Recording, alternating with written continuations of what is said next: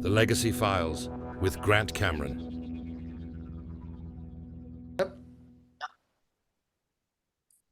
Good morning, good afternoon, good evening, wherever you are in the world. It's Grant Cameron, and I welcome you for taking time from your valuable schedule to be with me today. I'm joined by my co-author and assistant Desta Barnabe over in Ontario.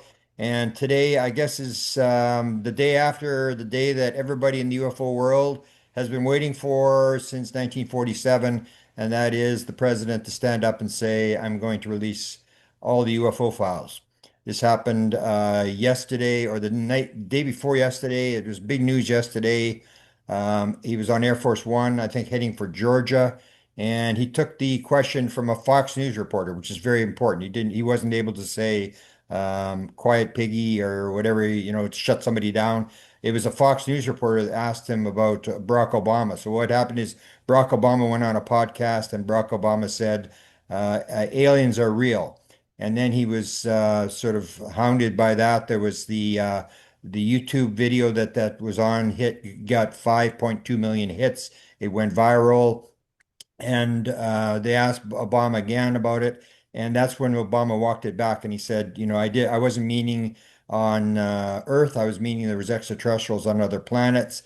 And so, of course, when Trump was doing his news conference on the Air Force One, he was asked by this reporter about what Obama had said. And for people who know the background, Trump absolutely hates Obama. He has nothing good to say. He's sort of like he's the guy he has to outshine. And so he basically said, "Oh, he shouldn't have said that. That's classified." And at that point, the Fox News reporter came back and said, "You mean aliens are real?" And then suddenly Trump realized he'd put his foot in his mouth. And so what I sort of look at it is like Muhammad Ali, he's talking away and he's in the fight and he's dancing around the ring and then suddenly gets hit with a right hook and he keeps going, keeps talking, and suddenly realizes like, oh, I just got hit. And that's what happened to Trump. He suddenly realized and he had to walk this back and he said, no, no, but I may have to bail him out. I may have to bail him out and declassify the material to save Obama. Well, there's no chance in the world that he'd ever try to save Obama. He's trying to put all his enemies in jail. This would be the ideal thing. If he had violated national security, Trump could have thrown him in jail, which would have been fantastic to get him. He basically now is in a situation where he has said the subject is classified. Now, this is a very careful dance that politicians have to do between classified and unclassified information. If you're asked a question about classified material, which UFO stuff would be, the answer you would give is the answer that Dick Cheney gave to me in 2001. And I always said to people, if you ever run up against a president, a vice president, or somebody in that kind of position, the question you want to ask him is not the question, what do you think about UFOs, or have you seen a UFO? Because he'll walk around the question. What you ask him is what I asked Dick Cheney, because Dick Cheney had been the chief of staff for President Ford. He had been the Secretary of Defense for Bush Sr. And when I talked to him, he was actually in the White House as vice president. He'd just come into power. And the story was that Cheney was going to release, there was going to be a disclosure. And of course, Cheney didn't do anything. So he came on a radio talk show in Washington. I got on the line. I was the first question. And I said to him the briefing question. So what you want to ask somebody at a high level is, have you ever been briefed on the subject? Did anybody ever come in and tell you the truth? I don't care what you think. I don't care if you've seen a UFO. Did someone brief you and what did they tell you? So I said, Mr. Cheney, in all your jobs in government, have you ever been briefed on the subject of UFOs? If so, when was it and what were you told? And he sort of paused and then he said, well, if I had been briefed on that subject, it would probably be classified, but I wouldn't be talking about it. Now that's the key is he said, if I had been briefed. So he's not admitting he was briefed. He's just saying, if I was briefed, I wouldn't be talking about it because it's classified.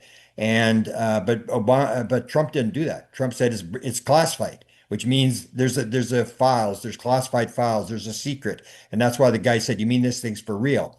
So then last night, I guess Trump trying to get out of this and trying to cover this thing over actually put out a statement on his Truth Social that said, I have requested all the Secretary of Defense and all the appropriate agencies to release all the files they've got on UFOs. So, of course, everybody's now excited. They believe there's going to be this disclosure. And I made a few notes on some of the comments that came this morning. And I was actually kind of surprised. I was just talking to Desta before this session began that every morning, one of the first things I do is I check to see what Donald Trump's up to because every day it's a different thing. And this morning, the UFO story is no longer the lead story. It was the lead story about 7 o'clock last night. It is no longer the lead story. The lead story is that he lost in the Supreme Court on the tariffs. So everybody's talking about tariffs. Nobody's talking even about UFOs after 12 hours. And that's the problem with this whole 24/7 news cycle is that you can't get a foothold in it because it's moving so fast that you've got the story for a couple of minutes, you put it up, you get all your hits, and then everybody goes on to the next story. The people on the internet, there's actually a study done that people on the internet have an attention span of 8 seconds. They look at the story, they go to the next story, they go to the next story, they click, they like, they go to the next story.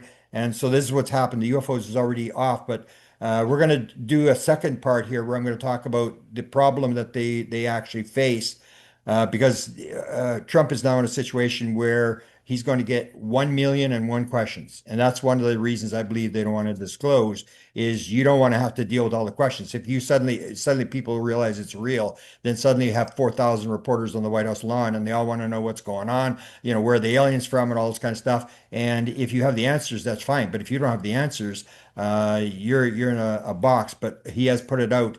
And people have to realize that 3 years ago or 2 years ago, Senator Schumer and Rounds, the Republican co-sponsor, actually had a bill that said that all the UFO stuff has to be released. So this has been done before. It was done by Congress, that Congress said all the material had to be sent to the National Archives. So now Trump has done it, and we'll see where it goes, whether people come out. Annalena Paluna has come out and said this morning that there's going to be a lot of hearings now. And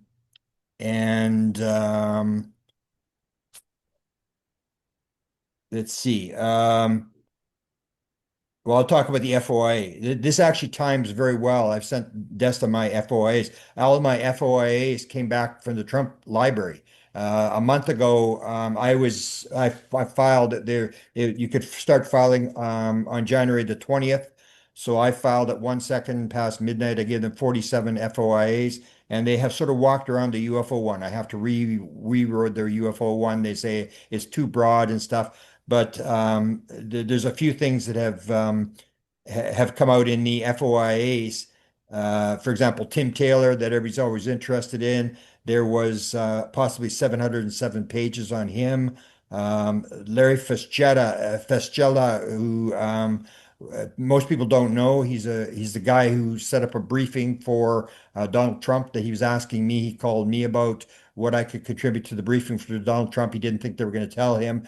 There's, I think, 346 pages on Rance Priebus, who was the chief of staff for Ford, and that's who this briefing stuff was sent to. So we'll see what came out of that. There's these files. So there's a lot of stuff that's come out on Donald Trump that I'm going to get on these FOIA. So I'm pretty near the beginning of the line, so it shouldn't take that long because I filed so quickly. And but we've got this situation now where the president has put out this statement, and Richard Doty said there will be no release of classified information labeled special access programs or sensitive compartmentalized information. So that's sort of what's happened this morning. The story's off the front page already, and we're going to see the questions. And basically, I think what's going to happen now to start is that it's going to go back to Obama now. There's going to be like a tennis game. They ask Obama a question. Oh, Trump said this. Then he's going to say something. Then they're going to go back to Trump and say, okay, Obama said this. And these are two guys that are actually in the know because basically the situation is, and people don't really realize this, that the whole UFO story is a PED. It's a Presidential Emergency Action Document. That's what started it. That's what controls it. And the President of the United States is in control of the cover-up. And that's what has now, the situation is that Donald Trump, everybody's going to realize Donald Trump is behind the UFO cover-up. He's the guy with all the answers, and he has promised to disclose. And so he's in this sort of box where he's responsible for all this sort of stuff. And the questions, I guess, are going to start coming. And because he's so open and so, ask questions, this could go for a number of days and we'll see where it goes. And so I'll turn it over to Desta, and she's got a little bit of a different interpretation of what might have happened here because there's a lot of players involved in this whole thing. And Desta just wrote a book called what's the name of the book, Desta? I forgot the name. I'm going so MK fast here. Ultra, What's MK that? Ultra for children. MK Ultra for children. It's going very well. It's selling very well, and so I'll turn it over to her because she works sort of behind the scenes with the interest in the conspiracy stuff, like what's going on behind the scenes, things that might be happening behind the scenes. It's not as obvious as people think it is. So go ahead, Destin, and tell us your interpretation of what might have happened here. Well, I mean, I don't know that I have an interesting opinion, but I have a different opinion. So I always think disclosure stuff is data gathering. It's like it's all partially under some kind of psyop of what they want us to believe. So I kind of think that they always try and see, we're going to make this public. We're going to, whether it's David Grush coming out or, a whistleblower coming out or hearings or something like this, the actual president saying something about it. And I think they're doing it to see how many people are going to freak out. Of course, especially now that they have AI all over the place, right? So they could very easily be saying, pulling all the data for ChatGPT or whatever, like how many people are freaking out, who's doing what, see the data really, really quickly and see, oh, no one really cares. And now the news cycle changed overnight. And so maybe it's okay to be disclosing a little bit more. So data gathering is always the first thing I think it all is. And I also think that I don't I don't really take literally that someone like Trump and someone like Obama like hate each other. I always think that a lot of it is theater. So I just think it's really weird that I was seeing like weeks ago already a couple podcasters talking about my cat.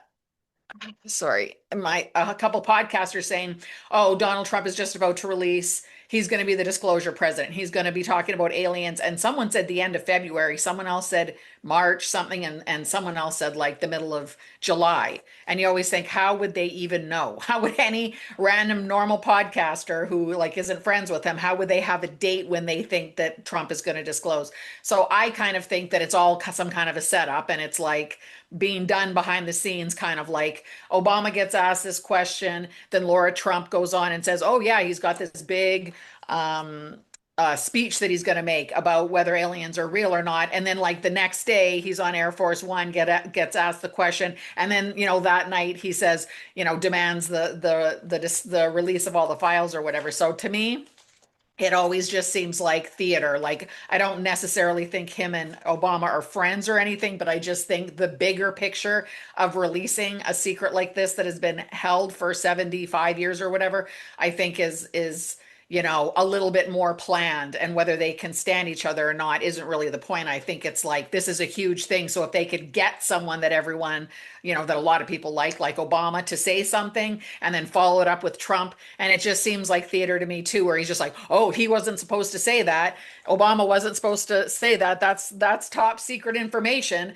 And then, but then he says, "Oh, maybe I'll release everything just so he doesn't have to get in trouble." And it's like that to me just seems like it seems so fake and set up to me. It's just like, okay, so now all of a sudden he's going to release things. So how did all these podcasts, like, I mean, people are always theorizing, right? And trying to be the first one that says that something's going to happen, like, so he's going to disclose. So it's not like I believe all that, but it's kind of weird that people were talking about it and then Obama gets interviewed and then Laura Trump, and then he actually has to say something and then he actually says he's going to disclose it. But I also think that him saying he's going to disclose it doesn't mean it's going to happen. Certainly doesn't mean that they're going to actually come out and say aliens are real, because then, like you're saying, then they would have to say, and we have absolutely no idea what they are.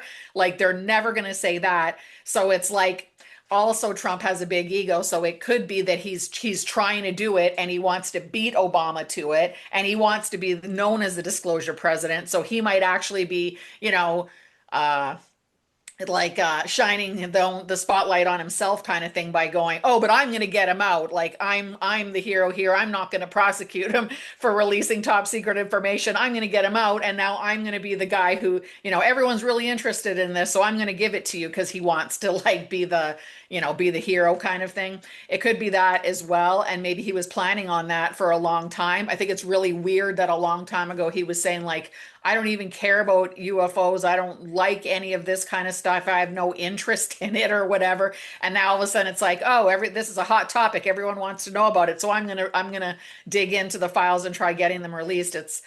So for me, it always just seems like it's a lot of theater, and maybe he was trying to do it because that's what his team around him says. Like, you could be the president that, renames the Gulf of Mexico. You could be the guy that takes Greenland. You could be the guy that discloses aliens. You could be, and so maybe it's just like another check on his list where he's going to do it, but also maybe because what are they going to say? That's the real point, is when it comes down to it, it could just be as disappointing for us as all the other hearings where nothing happens. No one cares.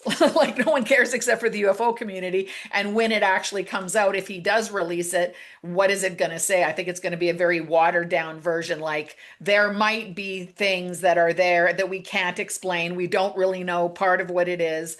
And, or, of course, the big one is that it's another thing, like where they're going to try getting more money and scaring everyone. Like, there is something out there. We don't know what it is. It does hover around our nukes. You better be afraid of it, and you better give us a lot more money, because we need to defend ourselves, because this is real. There are aliens out there and we can't control them. So, we better start getting ready for, something even crazier.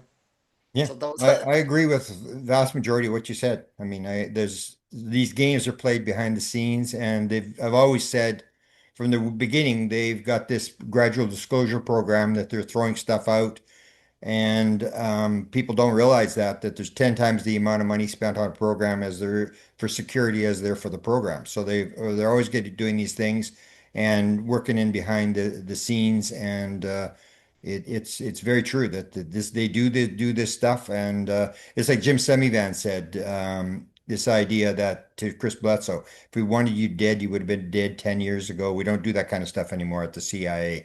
And it's the old idea that they know how to move you in a certain direction to get you to do what you want to do. The psychological warfare stuff, they've been doing this since 1945, and people think they're just like ordinary people. These guys have got volumes of knowing how to do this kind of stuff. They know exactly how to do it. And yeah, I would not be surprised if this is a big part of what's going on. yeah, absolutely. I agree. So let's shut her down and we'll do another one, and we'll get into the whole thing about Jim Semivan talking about this being indigestible and what Eric Walker told us in 1991, the situation we're now in. He said, okay, when you figure it out, what are you going to do with it now? You're just curious. Admit it. You're just curious. Perfect. Okay. Damn, I wasn't recording. Were you?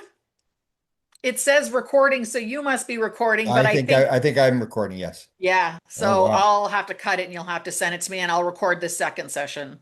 I Okay. think when I hear it say it's recording, that, Yeah. I usually wait for you to start. Then you just give me a nod and then I record. oh, it's because so when I record, because I'm not the host, it doesn't say recording is in process. So I thought it'll say it for me, but I just did it and it didn't say it. So Okay. that's what, okay, so that's why I never get it. So okay, Okay, I'll, so I'll you do are the recording. second part here. Well, I don't know what you want to talk about, but so you'll have to send me that for the first part then, and I'll do the second part here. Now I Okay. get it. This cat is like Sakara. Okay, good morning, good afternoon, good evening, wherever you are in the world. This is Grant Cameron, and I'm talking to you from Vancouver, Canada, and my assistant co-author is talking from Ontario. And this is part two of the big story about Donald Trump putting a message on Truth Social that he's going to request all the UFO and UAP files to be released to the public. So we did a first session, and today, this next session, I'm going to talk a little bit about a statement that was made to me in 1990. 1991, there was a group of researchers, and we were going after what I think is the highest ranked person ever to talk about UFOs, Dr. Eric Walker, the former president of Penn State University and the former chairman of the board of the Institute for Defense Analysis, where DARPA and the Jasons came from. And at one point, he made a statement to us and he said, leave it alone. There's nothing you could do about it. And this is this indigestible thing that Jim Semivan talks about. And then he said, let me ask you another question. Admit it, you're just curious. Why should we change the rules and regulations to satisfy your curiosity? When you figure it out, what are you going to do with it? And that's where we are today.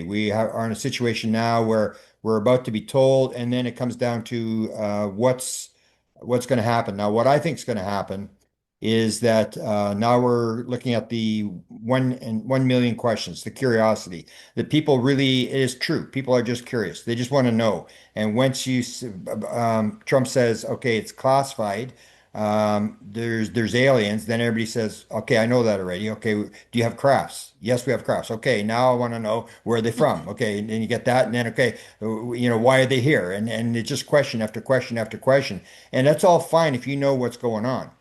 But Jim Semivan has made an offer to anybody that wants to take him on. He said, I will bet 1 year of my pension salary that we have no clue. We have bodies and crafts, but beyond that, we really don't know very much about what's going on at all. We don't understand this. So now you're in a situation where there really aren't as many answers as people think there are. And now Donald Trump is going to be faced with this. Now he's going to be good at this because it's the same thing as the Epstein files, where he said, it's got nothing to do with me. I've been exonerated. I'm out of it. Nothing to do with me. And all these other people are getting charged. That's too bad. I'm exonerated. And he will put it off on him. And basically, because he was never interested. If you go back to 2016, when Hillary Clinton was going to disclose, and people don't realize this, Hillary Clinton was going to disclose. This was the deal. The plan was that she was gonna go after this thing. They said, well, your husband went after it and he didn't get anything. Well, I'm going to do it again, she said. And John Podesta was behind her and he was pushing her to get disclosure and she was going to do this. She lost the election and then they had to sort of retool things. And that's when To the Stars came out and started pushing the disclosure stuff that she was going to do. But the president is the person who has the power to do it. So Donald Trump has sort of made this offer, and now he's in a situation where people are going to start asking questions, and we're going to be into this indigestible thing. So he's not averse to talking about this classified material. I don't know if people realize that he talked about one just a couple of weeks ago, and that was the invasion in Venezuela, the discombobulator. He said they used the discombobulator on the Cuban troops, and I guess it was some sort of thing that totally stuns people, and they can't move or whatever, and then they just shoot them all and they go pick up whoever they are. So he talked about it. He said that's really top secret. I shouldn't be talking about that. So he talked about that, and he's not averse to talking about UFOs, except he still doesn't care. When they asked him about Hillary Clinton in 2016, he said, I assume you're talking about outer space. And then they said, yeah. And he said, well, I'm not interested. And that's how he answered the question. And he's still not interested. And that's one of the reasons I think that Jim Semivan may be right, that we don't have anything, because if they had the technology, it's worth a lot of money. If you see Tim Taylor, the one invention he had, the one with the hip, how to replace the hip without it being rejected by the body and stuff like that. He got that in a download and he told that to me and he sold the company. I'm not sure how much of that patent was the company, but the company was between 88 and $100 million on NASDAQ it was sold for. There's a lot of money involved in this. And if they had all this technology and they were flying this kind of stuff, you'd think Donald Trump would be into this thing. He'd be buying companies or he'd be trying to talk to companies. It seems like he just still doesn't have any interest and he doesn't really realize what there is below this. And he said, even on the interview on after he made the statement about it being classified, he said, well, some people talk about it. I'm not interested, but there's other people that think that there's something there, and that's why he's doing it. But he's not interested in what's going on. And I really don't think he is interested. When it comes to this speech by Laura Trump, that's another thing where he had the speech already prepared a couple of weeks ago before he actually made this statement on Air Force One. So what was he going to say in the statement? He said that he wasn't interested. So he's going to say, I don't know if there's aliens or not, but people are wanted or whatever. And so I think we should do something with that would be the speech, but he doesn't really know anything. And if you listen to Michael Wolff, who wrote 4 books on Donald Trump, he said Donald Trump doesn't listen to anybody. So it's not like he's gonna. It's almost like impossible to brief him. He said if his statement was if the Joint Chiefs of Staff walk into a meeting room with him with a PowerPoint, Donald Trump is gone in 90 seconds. It just leaves. He has no interest. He has no attention span to he knows stuff. He doesn't need to be briefed. And so, this kind of stuff that normally a president uses. But I think what they're going to do now, they're going to show him a way to walk it back in terms of, and he's good at this, is saying it's got nothing to do with me. I just did it for other people. I really don't know what's going on. And you should talk to the Defense Department. You should talk to these guys. And he's going to sort of throw everybody else under the bus to explain this. And as Doty pointed out this morning, they're not going to release classified information. There's absolutely no way they're going to release classified information. And you have the other problem that has been described with disclosure that I think they brought up with I think Danny Sheen was talking about when they're doing a negotiation with the Congress. They had said that they were really upset about the eminent domain clause. And this is the idea that they're going to take all the crafts back, which doesn't make any sense at all. I mean, the reason the crafts are in the contractors' facilities is because if you're gonna, fix your toilet or something that's leaking or whatever, you're not gonna do it yourself. If you don't know how to do it, you're gonna bring in a plumber, and that's what they do. They send it to these people who should know what's to do. A congressman doesn't know how to build a flying saucer. The president doesn't know how to build a flying saucer or understand a flying saucer, so they contract this stuff out. So I made the point already on Facebook that Lockheed Martin, who's the one that supposedly was going to give the craft to Bob Bigelow because they couldn't understand the craft. It was conscious. They couldn't do anything with this thing. They were going to give it to Bob Bigelow. Um, Lockheed gave $10 million to Trump for the ballroom. Now, the question is after giving $10 million to the ballroom, do you think there's any chance that Donald Trump is going to take the Lockheed craft away from them and all the research they've done and turn it over to Congress so the Congress can build a flying saucer or the government can build a flying? The government can't build a flying saucer. You're gonna have to do the same thing, is give it back to the contractors. And as Jim Semivan points out, these are all source contracts that are done all the time at CIA. They're done in the military, whatever. Is you go to a company that you think you want to build a secret plane or something. So you go to a company and you say, you build this plane. We will never identify that you work for us, and you can't ever talk about this. And that's the way they do it through this whole deal. So what you're going to have to do is you're going to have to violate all these contracts that you made and expose the people that you made these contracts with. And that's in the contract. Then there's going to be all these lawsuits and stuff. And I don't think for a minute that this is where the majority of Donald Trump's money comes from election, is these big name defense contractors and stuff like this. And there's no way he's going to go in and take their material away from them. He's a capitalist. He believes in eminent domain, that if you got the craft, almost like Bob Bigelow said, he's got rights to the craft because he put in a lot of money to research all this kind of stuff. That's one of the problems you're going to have. And then I guess the indigestible thing that is always talked about by Jim Semivan is he talks about the fact that in the United States, half the people are reading at a grade 6 level. And then he says there's all this stuff that you're going to have to drop, that people don't realize it's not going to be a simple nuts and bolts, they come from Venus type thing. It's going to be very complex. Even what James Lukaski said in his last interview, he said it is complex. It is very, very complex. And they started to hint, and this is, I've done the research. I haven't sent it to Desta already, but I found absolutely bizarre connections between near-death experiences and the craft. And the story that was told by Jack Sarfati to me was that his friend ran one of the programs, had one of the crafts in a Navy facility on the East Coast of the United States, and they could not get into the craft. And that the craft is alive, it's conscious, and it has its own willpower. And then unless you vibrate at the right level, they ain't opening the door for you. And he managed this guy, he's a scientist, PhD, a physicist, I think, managed to get in the craft. They allowed him in the craft, and he flew the craft around inside the hangar. So he's the only guy that got in there. And they talk about this whole deal that this is how you get in the craft. So when James McCaskey was in an interview, he said in 2011, I had a meeting in a congressional facility, which means that Congress knows that they're telling the Gang of Eight. And he said there's a congressman with me, and that would have been it was agreed that it was Senator Reid, who was then the head of the Senate, the chief guy in the Senate, and he was there, and that they had said we'd gotten into the craft. So you're wondering, like, if this was the Lockheed craft from 1947 or 1950 or whatever, that they only got into it in 2011. And so he mentioned this in the first interview with George Knapp and Jeremy Corbell, and they didn't pick up on it. But the second interview, they asked the question, how did you get in the craft? And he said, I can't talk about that, which indicates it's not a button you push and it opens the door. It seems to be this thing that the thing is alive and it will open the door if you're vibrating at the right level. So I go to near-death experiences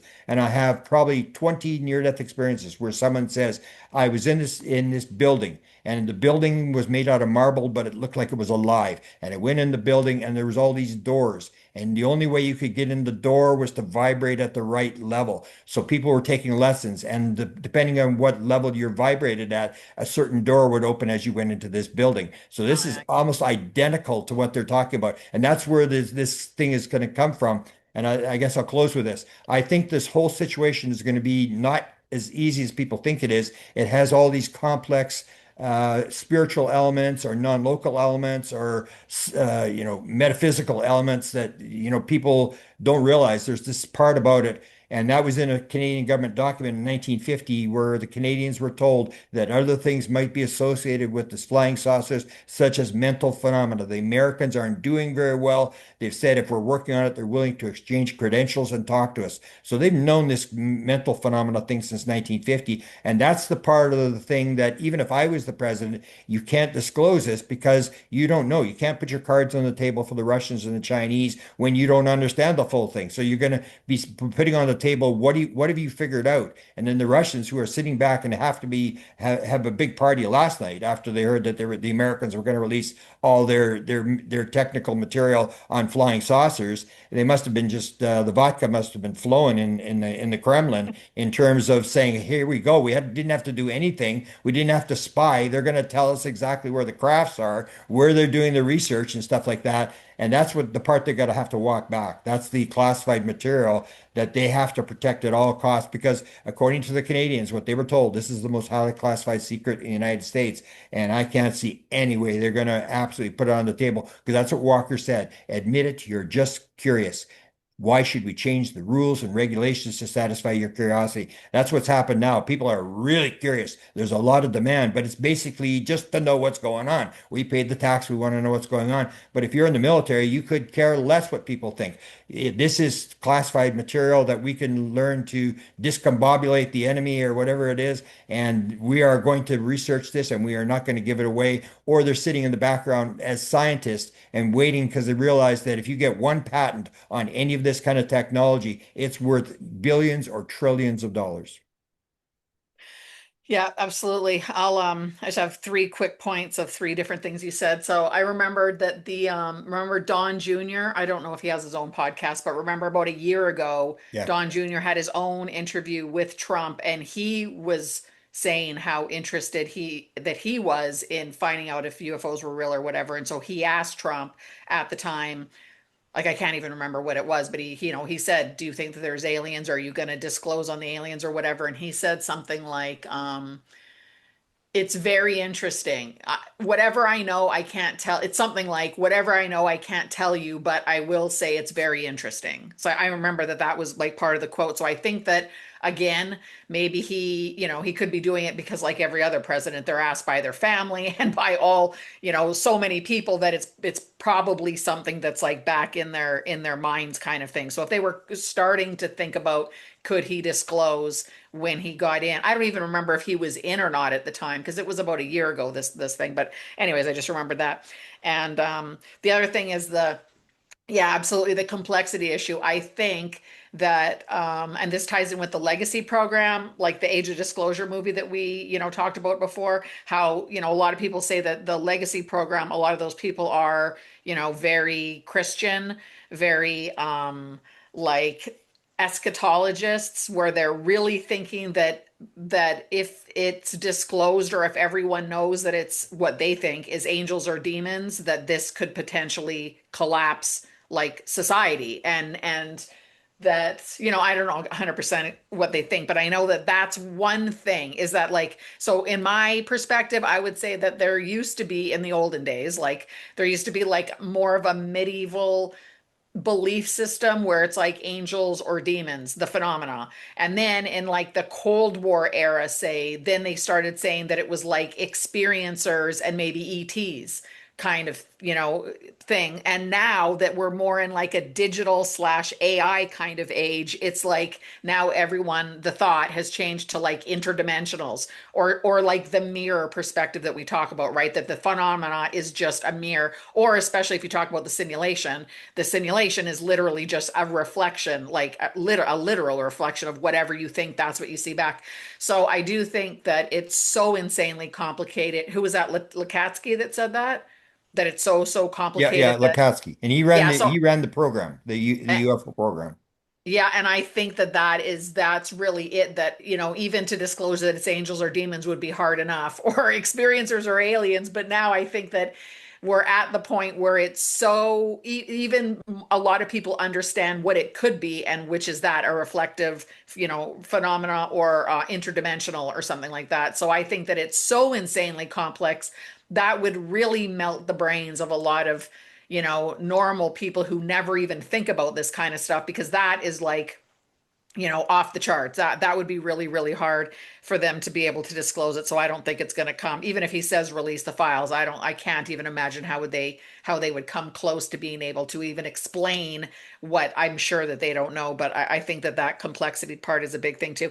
And I just wanted to, I'll finish with, because I am still like looking into the GATE program and psychic abilities and the MK Ultra thing for my book. So I just heard a clip from Danny Sheehan, just like, I don't know, a couple of weeks ago or something, where he was on a podcast, and they asked him what if he knew about the GATE program and what he thought about that and psychic abilities and what the GATE program could have been about. And he actually said, remember the Roswell crash in 1947? He said there was a helmet that was associated with that craft, and they were trying to get pilots, Air Force pilots, to be able to use this helmet, get into the craft, and be able to try flying the craft. And he said that it killed some of the pilots. He said they were so left-brained and analytical that they were literally the opposite of what was needed for the craft, and so some of them died trying to fly it. And that's when they brought in the children, and because the children's minds are more flexible and more right brain. He didn't say that part, he didn't say right brain, but because they're more open or whatever, and right brain, he says they were getting close to it, and the children were actually able to use this helmet. And the strange thing for me that he said was, because we know about the pink drink and like a missing time and all this stuff, and like what were they trying to do in this GATE program. And he said, and I would say it's trauma. It's all trauma based and dissociation based. But the funny thing is, what Danny said is that they found that when the kids were very stressed, that it would work better. So they were giving children amphetamines to try increasing their stress level, because that was the thing that was making the helmet work more and making the craft actually be able to fly. And he actually said that some of the children died in this process of them trying to. So I was shocked that he even said any of that, but also, just to say what you were saying about how you actually fly the craft and how complex that part of it is as well. So how they would never be able to disclose something like that, because I'm surprised Danny's even saying that. But the fact is, if they were trying to use ESP in some of these programs, most of the planet doesn't even believe that ESP exists. Never mind that the government is drugging children and using some helmet in 1947, when they were saying that it was an air balloon, and they were actually drugging kids and trying to get them to fly the ship around. So I think that, like what you said, that ESP and the psychic part of it is the whole backbone or the foundation to this whole entire thing. And most people don't even believe that part of it. So how would they ever be able to disclose that there's interdimensionals, and that, ESP has something to do with how, the beings fly the ship, or how humans could potentially be able to move the craft and stuff? Wow. You and I were talking about doing an update to the UFO Sky Pilot. So we wrote a whole book on flying the craft and stuff. And I came up with all this new material. And then you did the gate program stuff. And that made me remember Jim Semivan, who is another high level official who had the beings in his room and talked about the being behind him and all this kind of telepathic stuff. And he got a briefing, a 7 hour briefing inside the CIA. He said by people who had as many clearance tickets as he had. And he said he had all the tickets. These guys had the tickets, but they were experts on the subject. And he said after he came out, he said he walked around for 3 months and he was totally blown away by what he'd seen. And this guy ran covert ops for the CIA. He was like the James running runs the James Bond people for the CIA. And so he would see all sorts of weird stuff. And his wife would say, "Are you okay, Jim?" He'd walk around in this daze. And they said, "Would you like another briefing?" He said, "No, I've seen enough. I don't want to see anymore." So you take a look at how he reacted to what the actual truth of what they knew, not what they knew. But he was asked, "What did they get on UFOs?" And he said, "Nothing."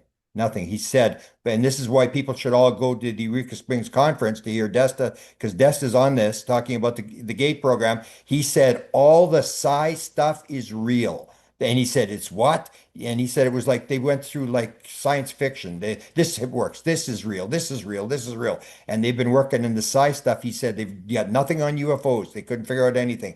But the psi stuff, they had developed a lot of this stuff. And it just blew Jim Semivan away. So that's where, if people have been in the GATE program, they should go down to watch your lecture talk or whatever. And we're working on an update. So maybe we can get an update to the UFO Sky Pilot book before you go down and redo that book so you can people can get access because we've got a lot of material that we didn't have in the when we did the UFO Sky Pilot. There's been a bunch of people came forward, a bunch of new material, and I think we've got a lot of interesting stuff talked about by people who actually claim that they have interacted with the craft, they've flown the craft, or they've had these near-death experiences, which are almost identical. And it leads you to understand that maybe this is all in a different sort of realm, that you're in a realm where the dead people live and the UFO people live and stuff. It's just a higher vibration that you're in. And it's caused by dissociation and stuff like that. So I'd like to find this Danny Sheen interview because that's extremely interesting because it's something I've been saying for years, where a young kid, their left brain doesn't come online till they're about 7 years old. And if you stress people, you know that you can form dissociation. So these kids would naturally be able to do stuff that adults wouldn't do because adults have a mindset.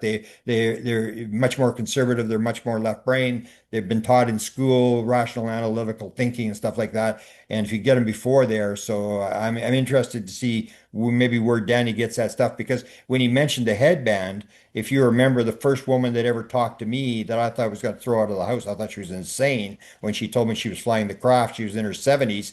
She talked about that in an interview we did with Mark Olson with the Winnipeg group. We interviewed her when she was in the hospice when she was dying, and she told us that about the band that they started with this one band when she was a little kid, and then they went to a smaller band, and then they could do it. She could fly the craft without the band, and so interesting that Danny Sheehan would come up with the same thing about the band because that seems to be a critical factor that people don't realize is that this whole phenomena is much more mental than people think it is. And that when you come right down to it, you and I know if you read the holographic universe, that there really is no physical universe. It's just a bunch of waves. It's all vibration. It's things vibrating, and our eyes and our ears or brain all put it together to form this conscious world that has color, but there is no color. There is not none of this stuff exists. It's all this vibration stuff, and that's where I think gradually you have to take people. You can't, as Jim Semivan said,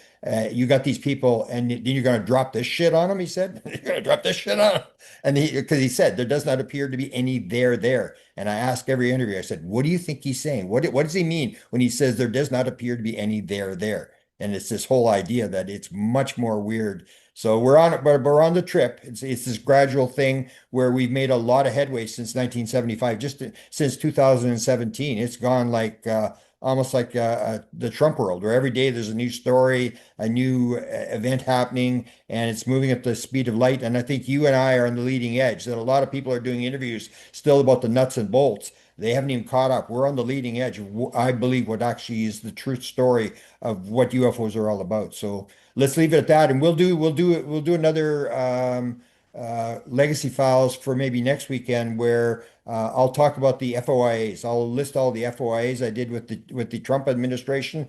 I'll talk about the briefing that I was asked to participate with the Trump administration, who that was, because that's a guy, Larry Fischella, his name has never been thrown around. I'll talk a little bit about him and his position and his what he did. The guy that identified indirectly who Jim Semivan was back in 2016 when I first identified Jim Semivan. So we'll go through all that. That's pretty interesting when you see the FOIAs, how many, like Chris Bledsoe, they have files on Chris Bledsoe, Tim Taylor. We'll go through all the files. And I even asked for the Epstein files. I've been fighting back and forth. And this morning I see they didn't reject it. So apparently they may have taken my new wording for the Epstein files that I've requested from. And I just do it like throwing darts at a board. It's like, I'm probably not going to read the stuff. I just let's ask him this question. That's like and that, almost like what Trump's facing now. I'll read He's them. going to face all these crazy questions that people dream up and they want answered. And that's what you do with FOIs. You just put in the FOI and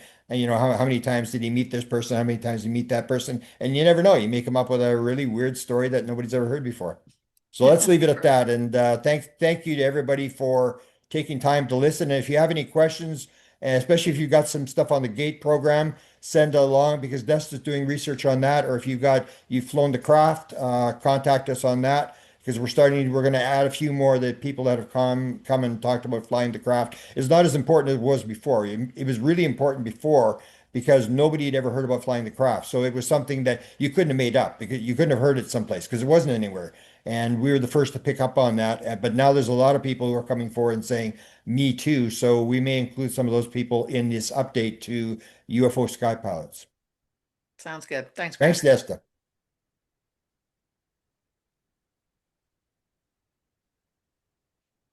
Oh, did you stop yours?